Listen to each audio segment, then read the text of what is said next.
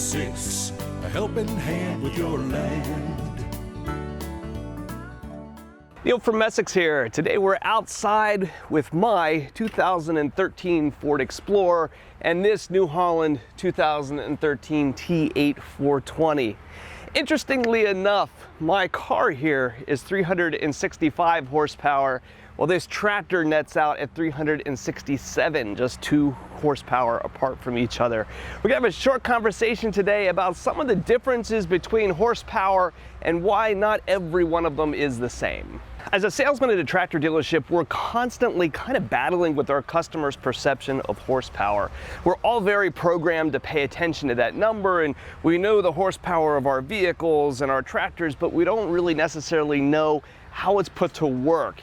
Every one of those horsepower is not necessarily the same, and the relationship between torque and horsepower has always been a little bit confusing to me. They are mathematically related to each other, so as your torque goes up, your horsepower does as well, and it has always kind of broken my mind a little bit exactly how they're related to each other.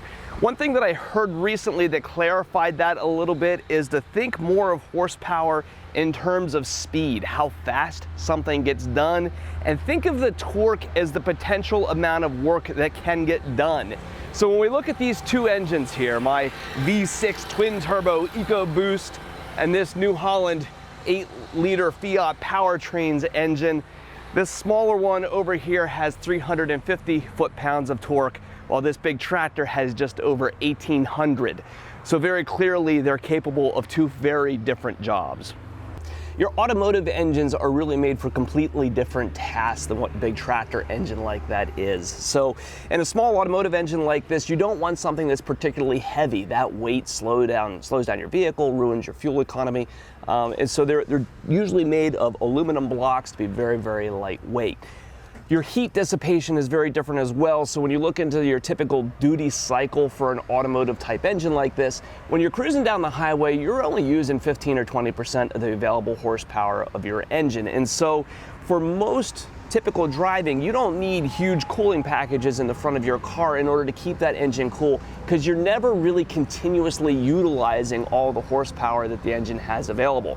This tractor, though, is very different. When you go and you drop that plow into the ground, or you're pulling a heavy tillage piece, you're sitting up there at 80–90% of what that engine is capable of delivering. And so the size of the cooling package, say in the front of my car here, versus this huge radiator stack in the front of a T8 is very different from each other for that reason.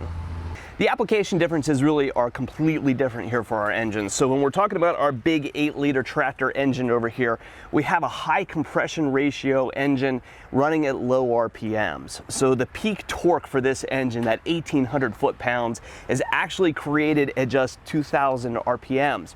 Take my car though, those 350 foot-pounds of torque are created at 5,500 RPMs, requiring you to rev much, much higher in order to reach those peak torque loads. One place that can be a good and a bad thing, and you dive into these application differences, is engines like this are terrible when it comes to being responsive. When you go and you rev this engine up, it takes it some time to get up to those RPMs and start to create that horsepower. If you actually did a crate engine swap here and somehow managed to shove a T8 engine into the car, or take your car engine and put it into a T8, it would be completely wrong. They just wouldn't meet their end goals.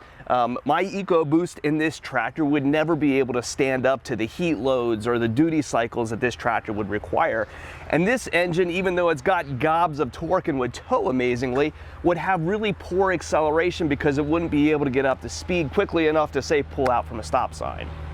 So this was an extreme example here, and I thought it was kind of fun because my car and this tractor happened to be so spot on with each other. But what we're talking about here continues down into lower horsepower classes as well. When we start talking compact tractors and utility tractors, and we start talking machines that are, 20 to 100 horsepower, that's where guys really get this impression that these tractors just don't have enough horsepower to get the work done compared to what, say, they might be used to from their vehicles.